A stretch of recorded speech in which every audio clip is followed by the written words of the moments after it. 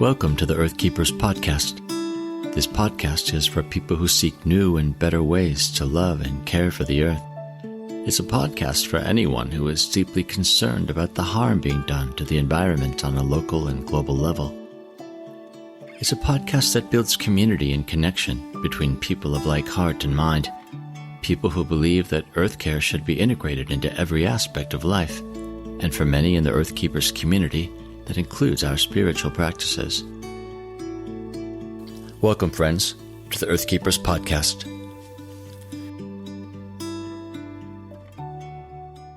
Well, hey, friends, welcome to the Earthkeepers podcast. This is a different episode. About every 6 months or so, James and I take time to look back at where we've been and try to see some of the themes that have emerged throughout the different episodes, but also to link them to things that are happening in the world. So, James, welcome. Yeah. First, I want to thank everyone for listening to the podcast and for giving helpful feedback to us about our episodes. We're really pleased with what we've been able to do and excited about what's coming up. But it's also good to pause and just recognize some of the themes that we've been noticing both in the wider world and from our guests. And I think the first one that I want to talk about with you, Forrest, is really pertinent as we come out of COVID and begin to kind of emerge from our cocoons and look around at the world. And I think what I'm observing is that people are coming out of this much more aware of how globally connected we are. And as it comes to earthkeeping, that's obviously a natural theme to make those connections, which is really good. But I also see people increasingly recognizing the wisdom and the leadership from people perhaps who haven't been recognized before, particularly indigenous people.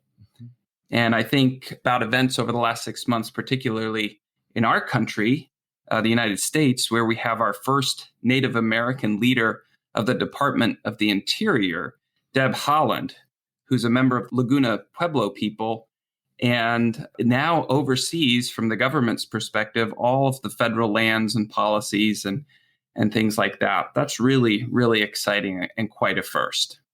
I think, too, that there's actually very recently more attention being given to injustices of the past in terms of North American indigenous people and how they've been treated and the trauma that they continue in some ways to suffer culturally and socially. So even though it's saddening to hear that history, I think it's necessary. We need to be facing the truth, and I think that movement is gaining some ground.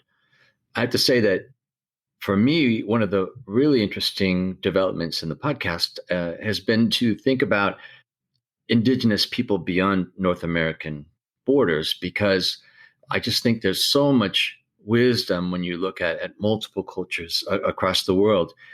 Interestingly, I do find that with indigenous cultures in most places, there seems to be this core of common understanding, this core of connectedness to nature, to the environment, and to the assumption that the people's well-being is tied to the environment's well-being. There's less of a boundary than we tend to set up in Western culture. So I'm hoping that we'll get more voices like that, actually, in hearing from indigenous people on all continents.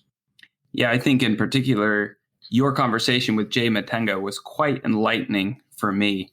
And he introduced me to a term I think he came up with himself of hybridization, about how people who have different cultural backgrounds can learn from those who have a more indigenous perspective and sort of bring things together to make a new way forward together.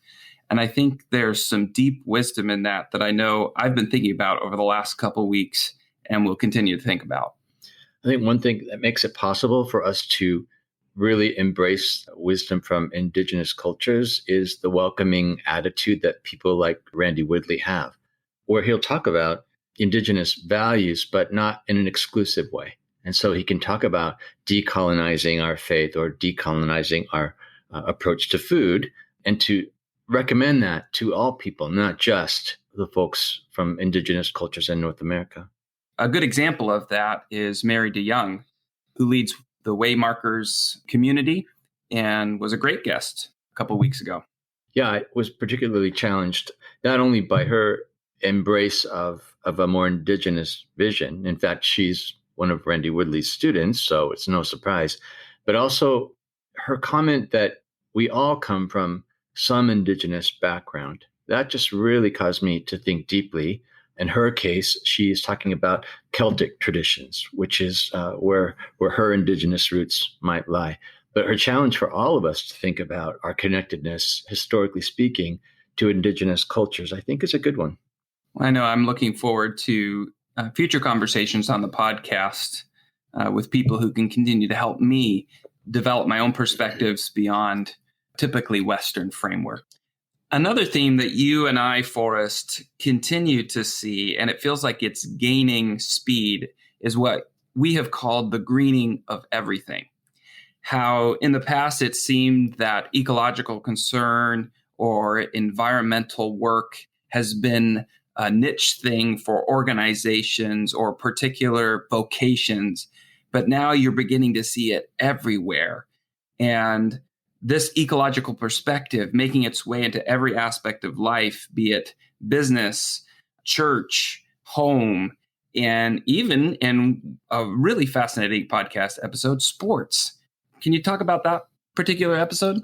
For me, that was a challenge. I almost thought I should ask you to do the episode because my relationship with sports is non-existent. I don't understand sports. I've never watched them and I've never played them. So I felt a little bit out of my element. But I have to say that Roger McClendon made sports interesting to me when he talked about just the different things that teams and stadiums and team owners are doing to increase their sustainability, decrease their carbon footprint.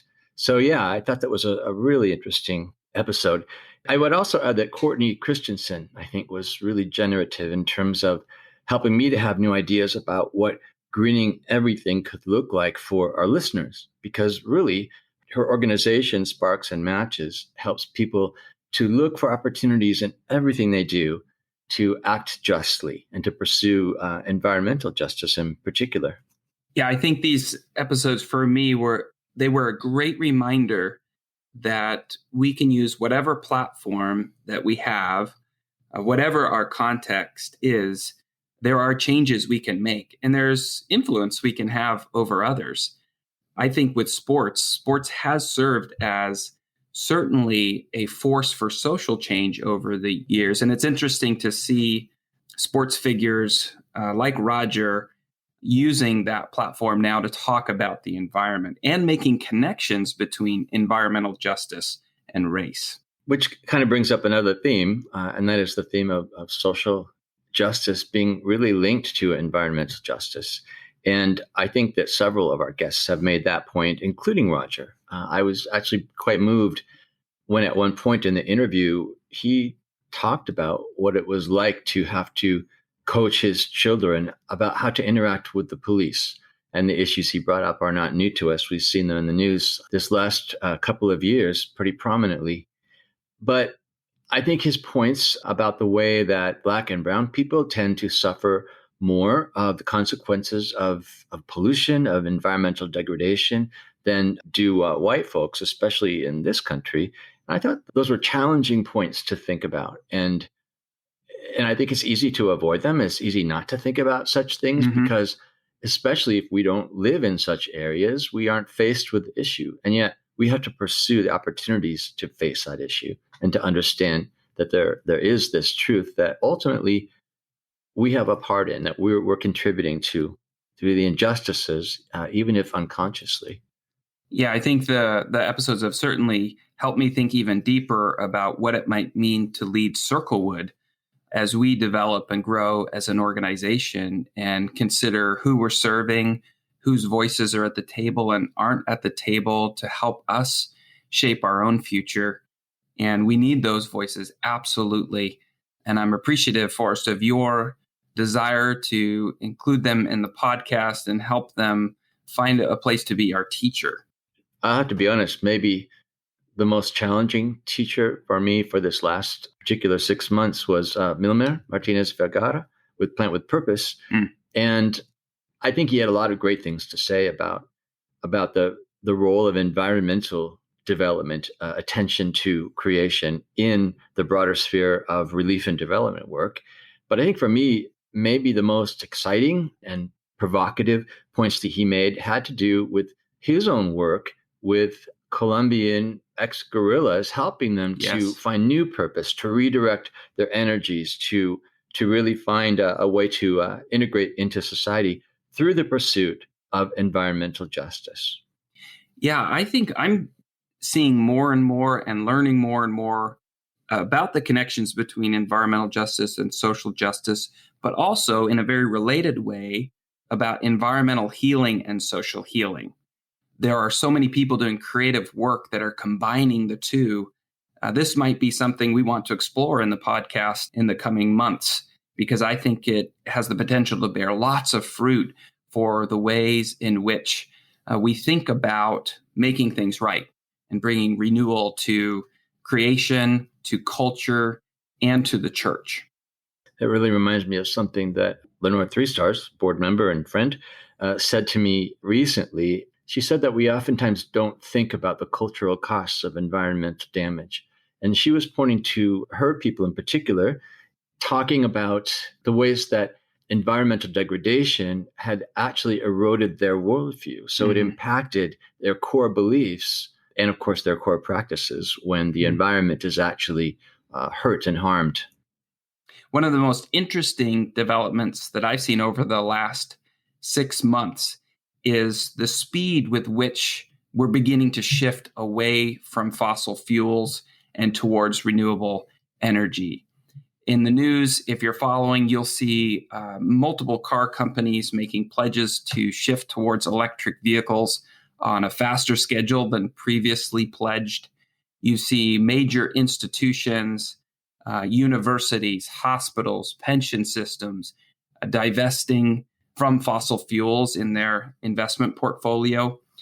And then on May 26th, 3 events happened very close together that, for those who are watching this movement, really caught their attention. The first is that in the Netherlands, a court ordered the Royal Dutch Shell Company to dramatically cut its emissions over the next decade. So you have a legal precedent that a lot of people think is going to be used against other polluting companies. On the same day, Chevron shareholders voted to demand that the company cut emissions, not just from their work of producing fossil fuels, but on the user end as well. They need to factor that in as well. And that is a new development for that company. And perhaps most interesting is ExxonMobil, which not just 10 years ago was the most valuable company in the world. Their shareholders elected 2 new board members who ran on a platform to promise to push the company towards more responsible climate activities. All of that happened on one day. And yet I'm impressed with the fact that that's the result of decades of work by individual activists, organizations, scientists, people of faith and goodwill coming together and doing the hard work of change. And it's beginning to pay off. Mm-hmm. Yeah, this is an issue I follow with particular interest. One of my pledges to myself in terms of being more sustainable, having a smaller carbon footprint, has been to drive an electric vehicle, which is powered by the solar panels on my house. Sadly, I have a Leaf, and Leafs are very functional, but not very interesting as cars go. And I, of course, have been dreaming for the day when they have an electric pickup truck. It's coming. So imagine my dismay when Tesla came out with that horrible, ugly thing, which I would never, ever buy. But yes, my sister showed me on her phone pictures of a new Ford truck the Ford apparently F-150. Available. So I'm like super excited. Yeah, it's got 70,000 pre-orders. Yeah, and that's the problem. So you got to get on the list. I know. Well, I'm not going to. My other pledge is never to buy new.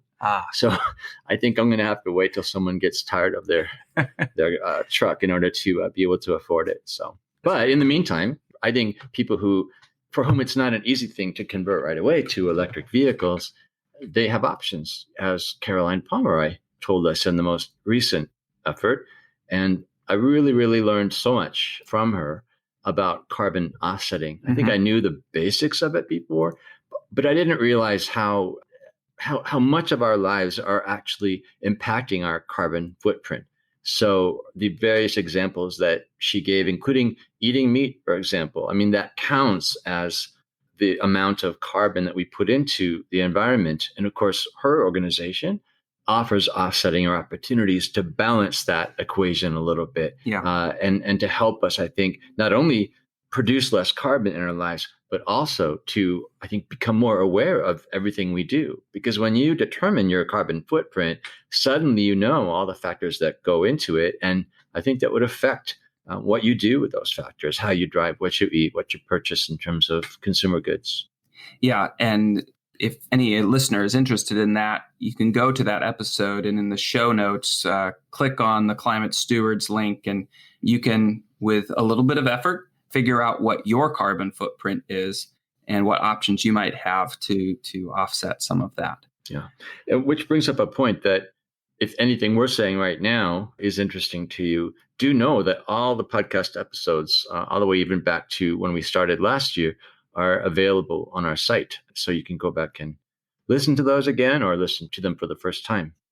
Forrest, you mentioning Carolyn Pomeroy and carbon offsetting makes me think of another theme that has emerged, in that we can clearly see that we're in a period of transition from a sort of industrial way of life that has caused the earth to bear a very heavy burden from human patterns and behavior to whatever the future will hold in terms of we need to figure out how to live much more lightly on the earth and with the earth.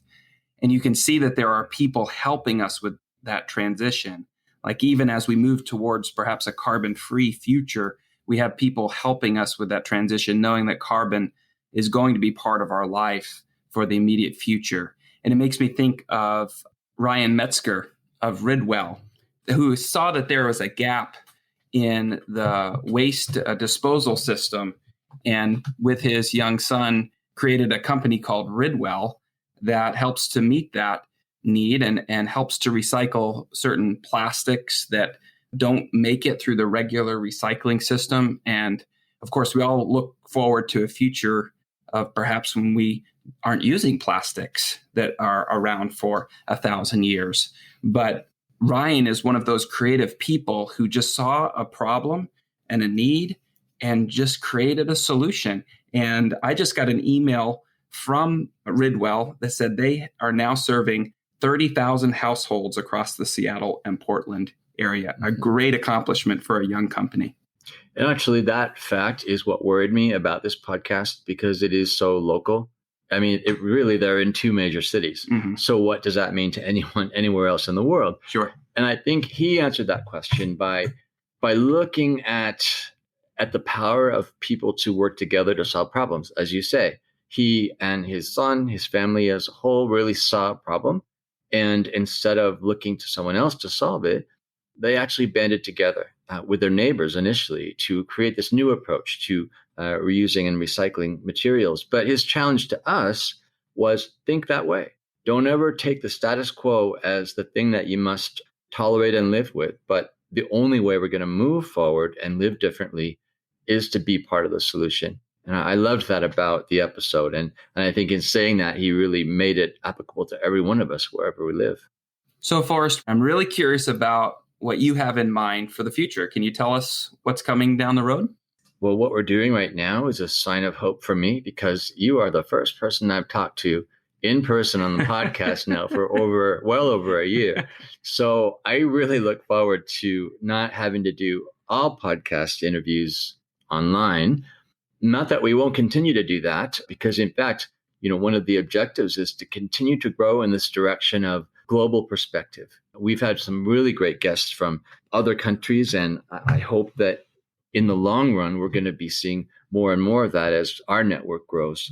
But yes, I'm looking forward not only to more in-person interviews when those are possible, but maybe even some different kinds of interviews. You and I have talked about wanting to do something more in the field, as it were, where we take our recording equipment and we go to where something is happening, mm-hmm. perhaps a protest over some aspect of environmental injustice, or perhaps mm-hmm. demonstration garden that's modeling for us new ways of eating and growing food. Hopefully, we'll have some live episodes like that just to kind of break up the pattern that we've been in so far, which is Zoom, Zoom, and more Zoom. I think, too, I have found that all of our guests who have really down-to-earth practical challenges are the ones who tend maybe to have more change or initiate more change in my own behavior, my own life. And I think when you have things you can actually do in response to a podcast, I think you just hold on to that better. I think it makes the episode more interesting because it engages you on an experiential level. It's not just all head talk and abstraction. So we are going to be trying some new things. We've been inspired by a couple of our guests, Mary DeYoung, for example, who talks so much about spirituality that is connected to nature and the things that we can do actually to encourage that connection and to encourage the perception of God in nature, for example. Also, Courtney Christensen, she has a lot of ideas about things like purchasing laundry soap or what to do with your children to make them better global citizens and more environmentally aware. So we are hoping to get more practical with some of the episodes and maybe even begin by featuring those two women more and to bring their voices more into podcast episodes because they are so good at helping us to think practically and to have action steps that we can respond with. That's great. I can't wait. Mm-hmm. What about you? I think you've got some new ideas to talk about too. Yes. So as I think most of our listeners know, the Earthkeepers podcast is part of the Circlewood organization. And we wanted to create something to complement the great work of the podcast. So we have put together an online newsletter and blog called The Ecological Disciple. And what we do is focus writing on ecological discipleship, which is so needed in this age of ecological crisis, and especially when many of our churches aren't addressing this aspect of our faith at all. So we are writing on how people can practice an integrated faith that sees the connections between things like soil care and soul care, renewable energy and racial justice, evangelism and ecosystems, child poverty and climate change, all of those connections, many of which have been addressed in the podcast. But the blog is focusing on those on a very more explicitly biblical and theological level to help those followers of Jesus who want to deepen their faith and go further in what we are calling ecological discipleship. So we're trying to speak to those people who want to help bring renewal to your own life and faith, to both people and the planet, to your church and the wider creation. And what we say is that the blog is a community for those who are learning to follow Jesus from the ground up. So if you haven't checked that out yet, you can go to www.ecodisciple.com, and we'd love for you to read a few of our posts, and we'd love for you to become a subscriber. Yes, we've got lots of new ideas coming up, so I think it's going to make for both an interesting read and interesting listen. When I look to the next 6 months, of course, I, as many people do, have a lot of hope for normalizing life again. But at the same time, I think this whole pandemic has made us more aware. And I think has been an opportunity for us to re-examine our lives, re-examine our actions. So I do think that this crisis is an opportunity and that we all need to embrace it as an opportunity for change. Yeah, and I think coming out of this time, it's my prayer that more and more people will see that the new normal is that we all need to be engaged in earthkeeping. And I think perhaps maybe the most important thing that I've had to learn has been the importance of community. Mm-hmm. That when you think of changing the world, changing even our own lives and spheres of influence, it's so much easier to imagine that in the context of community, doing it alongside people, doing it in connection with people, doing it in ways where we can benefit from the perspectives of different people, different cultures, different nationalities, and in ways that challenge us to think differently. So my hope is that both the blog and the podcast are going to be kind of centers of community for people, regardless of where they are in the world. They're going to feel connected to each other, encouraged by each other through the common learning that happens in the blog and the podcast.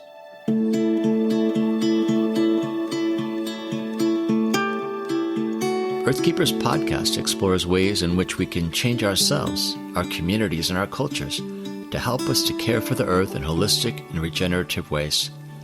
Through curated conversations, we highlight the wisdom of thought leaders and change agents who are making a difference and showing us a way forward. When Earthkeepers stand together, they amplify the impact of their resistance against environmental injustice and multiply their efforts for renewal and restoration. I am Forrest Inslee, your podcast host. Our executive producer is James Amadon. Our producer is Dave Olfers. Forrest Reed is our editor and the creator of our original music. Our research assistant is Rochelle Nordman, and Jesselyn Megerly is our social media director. Thank you, friends, for listening, and please join us next time on the Earthkeepers podcast.